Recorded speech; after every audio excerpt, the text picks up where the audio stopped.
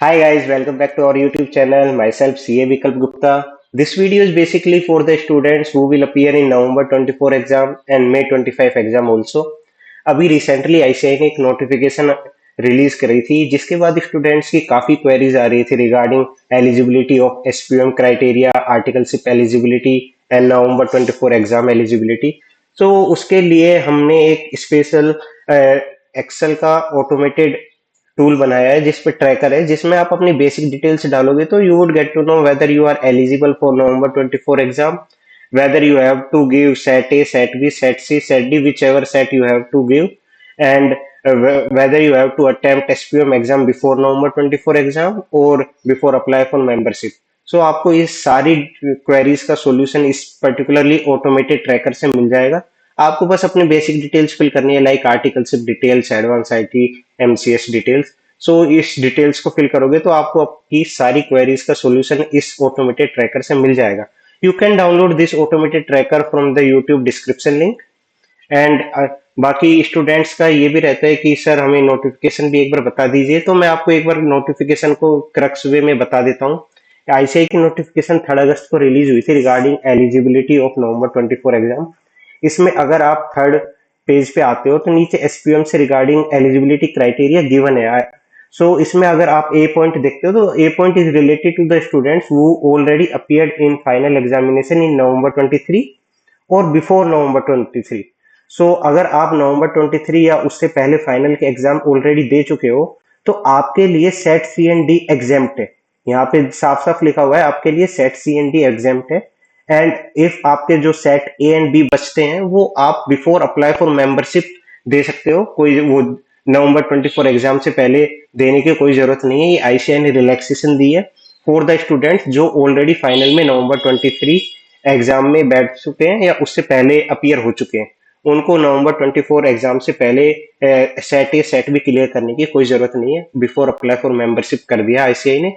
And आप नीचे table में देख भी सकते हो कि आप किस कैटेगरी में फॉल कर रहे हो। जिससे आपको कौन सा सेट देना है एग्जाम तो वो आपको पता लग जाएगा। एंड आगे ये B point is for those students जो ए पॉइंट में कवर नहीं हुए थे। लाइक ए पॉइंट में कौन कौन कवर नहीं हुए, लाइक जिसने फाइनल एग्जामिनेशन मई 24 में दिया है वो ए पॉइंट में कवर नहीं हुए। एंड जो स्टूडेंट्स जो इंटरमीडिएट एग्जामिनेशन ओल्ड स्कीम में देके आए हैं, लाइक कुछ इंटरमीडिएट स्टूडेंट्स जो अपने इंटरमीडिएट का एग्जाम ओल्ड स्कीम में दिया है, चाहे वो आईपीसीसी ओल्ड हो चाहे ये अपना रिसेंटली ओल्ड स्कीम हो, दोनों में अगर आप इंटरमीडिएट एग्जाम ओल्ड स्कीम में देके आए हो तो आपके लिए भी set C and D exempt करा है। यहाँ पे सेट सी एंड डी उनके लिए भी एग्जाम्प्ट है जिसने मई 24 में अटेम्प्ट दिया है सीए फाइनल का और इंटरमीडिएट एग्जाम ओल्ड ग्रुप में दिया है। एंड उनके लिए सेट ए एंड बी के लिए भी उनको रिलैक्सेशन प्रोवाइड करी है कि आप before apply for membership exam clear कर सकते हो। तो उनको भी नवंबर 24 में नवंबर 24 मेन एग्जाम से पहले एसपीएम क्लियर करने की कोई कंपलसरी रिक्वायरमेंट नहीं है। बाकी इसके बाद कुछ स्टूडेंट्स बच जाते हैं जिसने लाइक इंटरमीडिएट अपने मई 24 में क्लियर करा हो और वो नवंबर 24 के लिए अपीयर होना चाहता हो।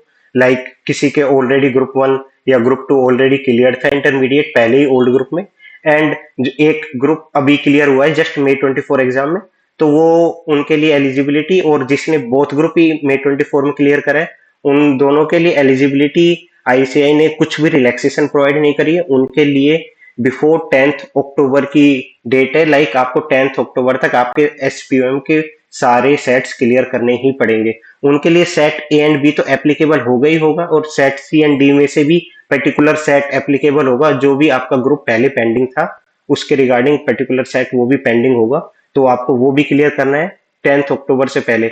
बट एक बात ये है कि आईसीआई ने अभी तक सेट सी एंड डी से रिलेटेड कुछ भी इंफॉर्मेशन प्रोवाइड नहीं करी है। पता नहीं कैसे है, काफी चैलेंजिंग होगा स्टूडेंट्स के लिए, बट देखते हैं क्या करती है आईसीआई इनके लिए। ये इसका मैं एक बार आपको क्रक्स बता देता हूँ। लाइक कोई भी स्टूडेंट्स जो नवंबर 24 में अटेम्प्ट करने वाला है, चाहे वो फर्स्ट टाइम अटेम्प्ट करने वाला हो चाहे वो पहले भी अपीयर कर चुका हो, चाहे उससे मतलब नहीं करता कि आप ओल्ड ग्रुप में अपीयर हुए या नहीं हुए, जो भी नवंबर 24 में अपीयर करने वाले हो उनके लिए सेट ए सेट बी जो भी एसपीएम एग्जाम्स है वो मेंबरशिप से पहले आप अप्लाई एग्जाम दे सकते हो, कोई जरूरत नहीं है आपको नवंबर 24 से पहले है, कोई कंपलसरी रिक्वायरमेंट नहीं है, आईसीआई ने रिलैक्सेशन दी है। सिर्फ उन स्टूडेंट्स को रिलैक्सेशन नहीं दी जिसने इंटरमीडिएट एग्जाम अभी नए अटेम्प्ट में क्लियर करा है, एंड उनके लिए तो सेट सी एंड डी भी एप्लीकेबल है। क्योंकि काफी स्टूडेंट्स की क्वेरी ऐसी थी कि लाइक सर हमने इंटरमीडिएट एग्जाम आईपीसीसी के टाइम क्लियर करा था, तो हमने 7 एग्जाम्स ही दिए थे, तो हमारे लिए सेट सी एंड डी भी एप्लीकेबल होंगे क्या? नहीं, उनके लिए भी set C and D applicable नहीं है। Set C and D only applicable to the student जिसने इंटरमीडिएट एग्जाम May 24 में पर्टिकुलर ग्रुप क्लियर करा है, तो उनके लिए ही set C and D applicable है, आपके लिए एप्लीकेबल नहीं है। इसके बाद इसमें आर्टिकलशिप से रिलेटेड भी आपकी कोई एलिजिबिलिटी क्राइटेरिया है, इसको मैं एक बार क्रक्स में बता देता हूँ। लाइक अगर आप नवंबर 24 वाले स्टूडेंट्स हो, नवंबर 24 एग्जाम में अपियर होना चाहते हो, तो आपकी 31 अक्टूबर तक आपकी आर्टिकलशिप 2.5 ईयर की कंप्लीट हो जानी चाहिए, या फिर आपकी जो पूरी आर्टिकलशिप है 30 अप्रैल 2025 तक आपकी कंप्लीट हो जानी चाहिए, तो ही आप नवंबर 24 एग्जाम में एलिजिबल हो पाओगे। सेम ऐसे May 25 स्टूडेंट्स के लिए 30 अप्रैल तक अगर आपकी आर्टिकलशिप 2.5 ईयर की कंप्लीट हो रही है, या फिर 31 अक्टूबर तक की आपकी आर्टिकलशिप फुल कंप्लीट हो रही है, तो आप May 25 के लिए भी एलिजिबल हो जाओगे। क्योंकि ये मैं इसलिए बता रहा हूँ मेनली, क्योंकि क्या होता है स्टूडेंट्स पहले लास्ट मोमेंट पे आर्टिकलशिप रजिस्टर करते हैं, देन ट्रांसफर लेते हैं, तो ट्रांसफर के बीच में 1 और 2 डेज का गैप आ जाता है, सो उससे वो इनएलिजिबल हो जाते हैं। लाइक अभी रिसेंटली एक मैसेज आया था मेरे पास जिसमें पर्टिकुलर एक स्टूडेंट्स ने ट्रांसफर के टाइम 1 और 2 डेज का गैप आ गया था, जिससे उसकी 2.5 ईयर की आर्टिकलशिप 1 नवंबर को कंप्लीट हो रही थी, तो बट वो इनएलिजिबल हो गया था क्योंकि 31 October is the last date. So देखिए आईसीआई ने कुछ भी रिलैक्सेशन नहीं है इस चीज में, कि अगर आपकी 1 नवंबर को कंप्लीट हो रही है तो आईसीआई कुछ रिलैक्सेशन नहीं देगा, आप इनएलिजिबल हो जाओगे, तो आप ये चीज देख के रखना। वन मोर थिंग, अभी स्टूडेंट्स क्या है अपने एग्जाम फॉर्म फिल कर रहे हैं, तो उनको प्रॉब्लम आ रही है, लाइक आईसीआई की एग्जाम साइट पे ग्लिचेस हैं, जिसमें क्या होता है कि वो एलिजिबल हैं, अपनी आर्टिकलशिप उनकी सही टाइम पे कंप्लीट हो रही है, फिर भी उनको पॉपअप शो कर रहा है रिगार्डिंग कि आप इनएलिजिबल हो ड्यू टू आर्टिकलशिप पीरियड। सो उनको कोई भी पैनिक होने की जरूरत नहीं है। आप क्या करना, आप दूसरा ब्राउजर यूज करके देखो, या फिर आप एक बार दूसरे ब्राउजर से भी काम ना हो तो आप एक बार ई सहायता पर कॉल करिए, या फिर एग्जामिनेशन डिपार्टमेंट को मेल करिए, तो आपको उससे क्वेरीज से उसको मेल से या ई सहायता से आपको क्वेरीज रिजोल्व हो जाएंगी। इफ फिर भी आपकी कुछ क्वेरीज बचती है तो हमें टेलीग्राम पर भी मैसेज कर सकते हैं। This is all about in this video, and thank you guys. Please subscribe our YouTube channel and like our video, and you can join our Telegram channel also, link in the description.